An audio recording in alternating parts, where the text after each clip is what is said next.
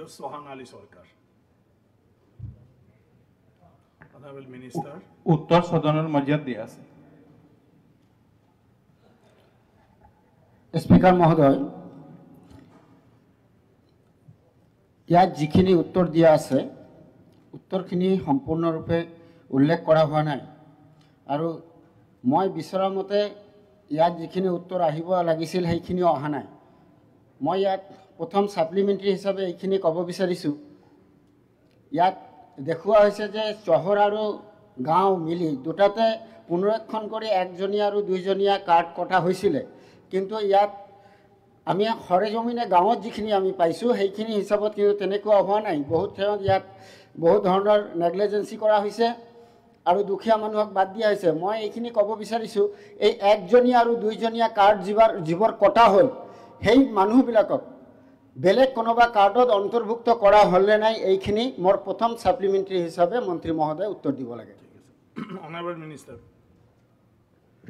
মাননীয় অধ্যক্ষ মহোদয়, আমি মাননীয় বিধায়ক আব্দুল সুবহান আলী সরকারে যে প্রশ্ন রাখিছে, আমি একজনীয়া আৰু দুজনীয়া কাৰ্ড যি আছিলে আমাৰ আপুনি মাননীয় মুখ্যমন্ত্ৰী ডক্টৰ হিমন্ত বিশ্ব শৰ্মা ডাঙৰীয়া আমাৰ ৰেচন কাৰ্ড যাৰ আছে তেওঁলোকক আমি অৰুণোদয় দিম এনেকৈ এটা ব্যৱস্থা কৰা হৈছে।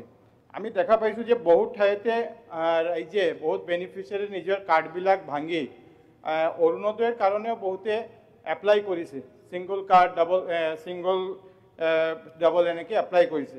আমি সাপ্লাই ডিপাৰ্টমেণ্টৰ পৰা সাপ্লাই ইন্সপেক্টৰ তেওঁলোকৰ পৰা ভেৰিফিকেশ্যন কৰাৰ পিছতে আমি সিঙ্গল আৰু ডাবলটো আমি যাৰ জেনুইন নাই এইটো আপাতত কেঞ্চেল কৰা হৈছে, কিন্তু যদি আমি পাওঁ এনেকৈ যে সিঙ্গল কাৰ্ড থকা মানুহ জেনুইন হয় ভৱিষ্যতে আমাৰ দিয়াৰ ব্যৱস্থা আছে। ঠিক আছে, নেক্সট সাপ্লিমেণ্টাৰী। 2 নম্বৰ ছাপ্লিমেণ্টাৰী হিচাপে মই এটা বস্তু ক'ব বিচাৰিছোঁ।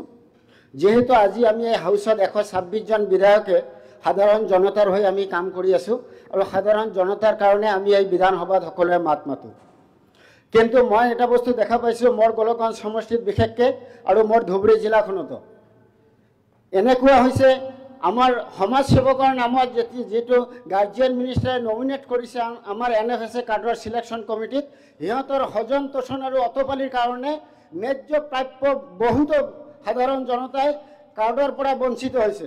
ইয়াৰ ওপৰত মোৰ এটা বিশেষভাৱে অনুৰোধ, আমাৰ NFSA ডিপাৰ্টমেণ্ট যিটো PDS ডিপাৰ্টমেণ্ট আছে তাৰ পৰা এনেকুৱা এটা নিৰ্দেশ যাব লাগে, যিহেতু আমি দুখীয়াৰ হৈ সকলোৱে মাত মাতোঁ, দুখীয়াৰ হৈ সকলোৱে কথা কওঁ আৰু প্ৰতিটো ৰাজনৈতিক দলে দুখীয়াক হৈ ৰাজনীতি কৰা হয়। সেইকাৰণে এনেকুৱা হ'ব নালাগে, সাধাৰণ জনতাৰ লগত ৰাজনীতি হ'ব নালাগে। আমি ৰাজনীতি আপুনি আমি সকলোৱে মিলি দল হিচাপে আমি ৰাজনীতি কৰি থাকিম, কিন্তু ৰাইজৰ হৈ মোৰ গোলকগঞ্জ সমষ্টিত আৰু ধুবুৰী জিলাখনত লগতে অসমত যিমান মানুহ আজিৰ দিনত নিয়মৰ আধাৰত ৰেচন কাৰ্ড পাব লাগে সকলোকে ৰেচন কাৰ্ড দিয়াৰ কাৰণে নিশ্চিত প্ৰদান কৰিব লাগে। মাননীয় অধ্যক্ষ মহোদয়, ধুবুৰী জিলাৰ গোলকগঞ্জ বিধানসভা সমষ্টিত আমি 2008 নতুন ৰেচন কাৰ্ড দিছোঁ, যাৰ জৰিয়তে আমি 15,061 বেনিফিচিয়াৰী আমি ইনক্লুড কৰিছোঁ। যদি এনেকুৱা থাকে যে কোনোবাই ৰেচন কাৰ্ড পোৱা নাই বা ৰেচন আমাৰ 1 আৰু 2 যাৰ ৰেচন কাৰ্ডটো আমি দিব পৰা নাই, ৰেচন কাৰ্ডটো দিয়া নাই ভেৰিফিকেশ্যনৰ পিছত, তেওঁলোকে ৰেচনটো পাই আছে তেওঁ পেৰেণ্ট কাৰ্ডত, অৰিজিনেল যি কাৰ্ড আছিলে তেওঁলোকে পাই আছে।